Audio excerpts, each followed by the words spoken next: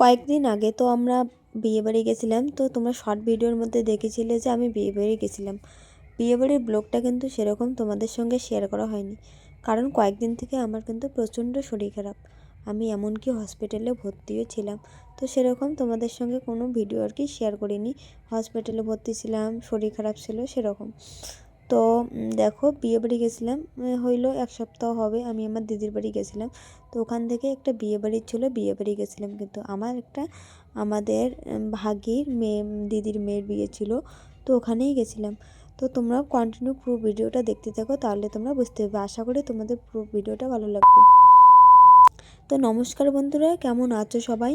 আশা করি সবাই ভালো আছো, আর আমিও বেশ ভালো আছি বর্তমান মোটামুটি আর কি ভালো আছি। সর্দি লেগেছে, গলাটা আর কি বসে গেছে একটু, তো ভয়েসটা দিতে একটু অসুবিধা হচ্ছে। তো পুরো ভিডিওটা দেখতে থাকো, আশা করি তোমাদের ভালো লাগবে। তো সকালবেলা দেখো উঠে আমি কিন্তু আমার ঘরটা পরিষ্কার করতেছি। আর এদিকে দেখো আমার ছেলে বিছানার মধ্যে বসে বসে খেলতেছে। ও নাকি ঘর বানাবে, সব বালিশগুলো নিয়ে চারিদিকে ঘিরে, চারিদিকে 4টা বালিশ দিয়েছে, ওর মধ্যে ওর তাওয়ালগুলো দিচ্ছে আর ঘর বানাচ্ছে। তো যাই হোক, তো দেখো আমি কিন্তু চান ধান করে আসলাম ফ্রেশ হয়ে, এখন আমি রান্নাঘরে চলে যাব সোজা। তো রান্নাঘরে এসে এখন আজকে রান্না করব কী তো তোমরা দেখতে থাকো আমি আজকে কী রান্না করি। আর এই ভিডিওটা কিন্তু বেশ কয়েকদিন হয়ে গেল সেরকম এডিট, এখন গ্যালারিতে গিয়ে দেখি যে এই ভিডিওটা পোস্টই করা হয়নি। তো সেরকম কিন্তু তোমাদের সঙ্গে অনেক দিন থেকেই কোনো লং ভিডিও আর কি শেয়ার করি না। তো তো যাই হোক, আমি কিন্তু রান্নাঘরে চলে আসলাম আর এদিকে ভাতটা বসিয়ে দিলাম। তো এখন দেখো বাজার আমাদের আজকে কি বাজার এনেছে তো তোমাদের সঙ্গে শেয়ার করব। তো দেখো এদিকে কিন্তু নিয়েছে কাঁচা কলা নিয়ে এসেছে, তো তারপর হলো বেগুন, কবি, এগুলোই নিয়ে এসেছে। যে বর্তমান তো শীতকাল, এগুলো কবি, বেগুন এগুলোই তো বর্তমান পাওয়া যায় আর কি। বর্তমান কিন্তু সবজির অভাব নেই, অনেক রকমের বাজারে সবজি। তো দেখো আজকে তো আমাদের মনে হয় সেদিন তো নিরামিষ ছিল, মানে ভিডিওটা এখন এডিট করতেছি আর দেখতেছি যে কোন দিনের এটা ভিডিও হতে পারে। সেদিন নিরামিষ হতে ছিল, সেদিন ছিল সোমবার, হ্যাঁ নিরামিষ ছিল আমাদের। তো মাসকলার ডাল বানাবো, ঘন্ট, আর আমার যা আমাকে দিয়েছে, জলপাই দিয়েছে, জলপাইয়ের চাটনি করব। তো সেদিন কিন্তু আমি দিদির বাড়ি যাওয়ার কথা ছিল না। তো সেদিন কিন্তু আমার দিদির বাড়ি যাওয়ার কথা ছিল না, হট করে দিদি ফোন করলো যে ওদের বাড়িতে খাওয়া দাওয়া আছে। তো রাতে আমাদের বাড়িতে বুনু আসছিলো, বুনু আমি দুইজনেই কিন্তু দিদির বাড়ি গেছিলাম, মানে হট করে গেছিলাম। তো দেখো এদিকে কিন্তু আমি রান্না করতেছি, আর আমি প্রত্যেক দিনেই কিন্তু ভাবি যে আজকে একটা ব্লগ করব। ব্লগ স্টার্ট করি ঠিকই, কিন্তু ব্লগ আর আমার শেষ করা হয় না। মানে বারবার আমাকে ক্যামেরাটা অন করা, মানে এই লজ্জাটাই আমার কাটতেছে না যেন, যে ভিডিও তো করি যে বারবার ক্যামেরাটা অন করব, মোবাইল ধরে সবসময় ক্যামেরা ধরে বেড়াবো, মানে এরকমটা না আমার লজ্জা, মানুষ দেখলে আমার ভাল লাগে না আর কি। যখন কেউ থাকে না তখন একটু একটু করে ক্লিপ নেই। আমার এই লজ্জা যে কবে ভাঙবে আমি জানি না। ভিডিও করতে কিন্তু আমাকে ভালো লাগে, কিন্তু এরকমের যে সবার সামনে ক্যামেরা অন করতে ইচ্ছে করে না, তারপর আবার বারবার একটু করে ক্লিপ নাও আবার ছাড়ো। তো যখন কেউ থাকে না তখন কিন্তু আমি আস্তে আস্তে একটু করে ক্লিপ নেই।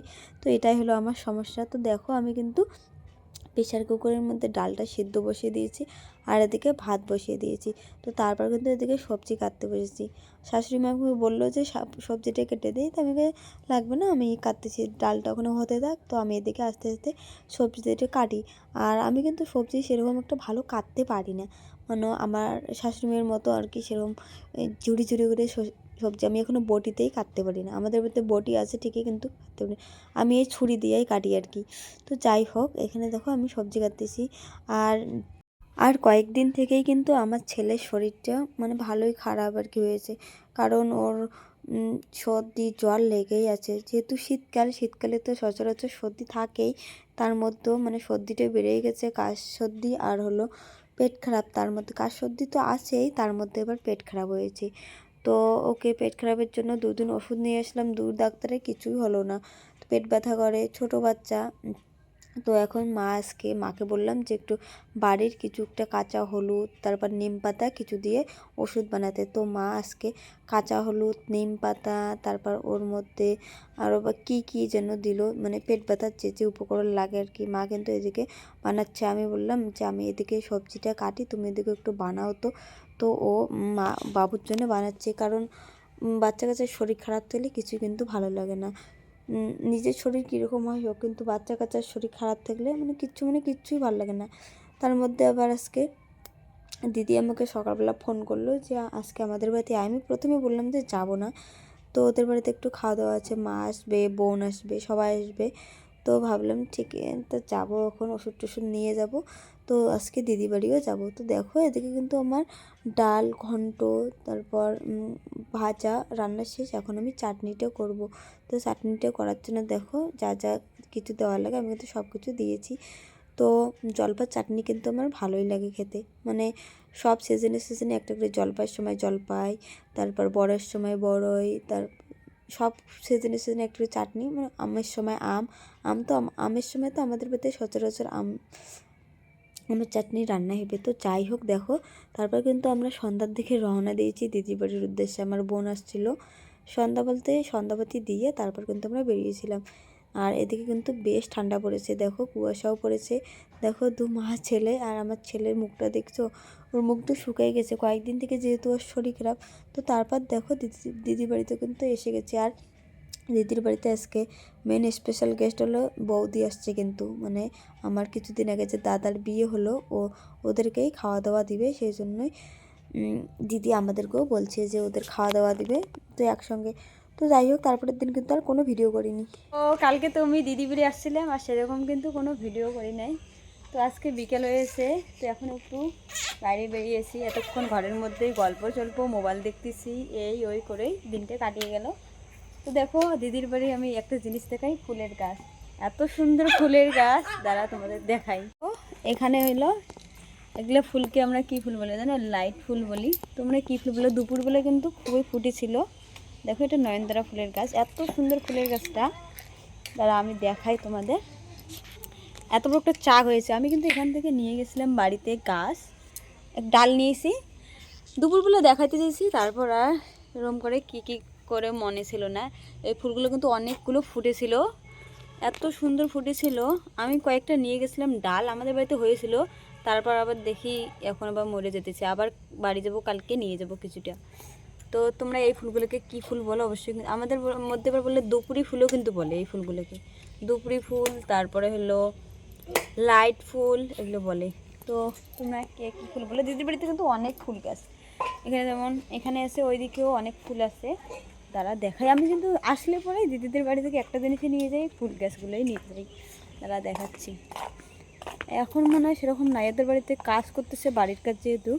এখানে ফুলের গাছ ছিল অনেকগুলো, ফুলের গাছগুলো জাম্বু কাইটে ফেলেছে। এখন আমরা যাবো একটু, মানে এদিকে দিদির জায়দের বাড়ি একটু বেড়াতে যাব। আর আমার ছেলে তো বাড়িই যাবে না, ও বলতেছি যে বাড়ি যাব না। তো দেখা হচ্ছে। তো যাই হোক, ভিডিওর প্রথমেই তো তোমাদেরকে বলছিলাম যে আজকে আমাদের একটা বিয়ে আছে, যেহেতু আমার বাবার বাড়ির বিয়ে, ওখানে তো সবাই আসবে। এদিকে মা বমারা সবাই তো গেছিলো, তো আমি যেহেতু দিদি বাড়ি গেছিলাম, তো ওখান থেকেই কিন্তু দিদি বাড়ি দিয়েই বিয়ে বাড়ি গেছিলাম। আর আমার সেরকম একটা মনে ছিল না যে বিয়ে বাড়ি যাবো, সেরকম কিন্তু ড্রেসও নিয়ে যায়নি। তো তারপর আমি কিন্তু চুড়িদার পরেই বিয়ে বাড়ি গেছিলাম, দিদি তো শাড়ি পরছিলো। আর শীতকালের বিয়ে তো সোয়েটার টোয়েটার পরতেই হয়, সোয়েটার জ্যাকেট। আর বাই দ্য ওয়ে, আমাদের কেমন লাগতেছে অবশ্যই কিন্তু তোমরা সবাই কমেন্টে জানিও, আর ভালো লাগলে তো লাইক কমেন্ট করেই দিও। তো আজকের ভিডিওটা এটুকুই, তো কেমন লাগলো সবাই জানিও। তো সবাইকে অসংখ্য ধন্যবাদ পুরো ভিডিওটা দেখার জন্য।